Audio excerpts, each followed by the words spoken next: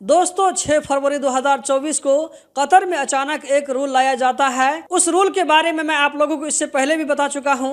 वो रूल ये है कि जो लोग भी कतर में वर्क वीजा पर जाएंगे तो उन लोगों को वहां पर जाने के बाद में उनकी कंपनी के ऊपर में जिम्मेदारी बनती है।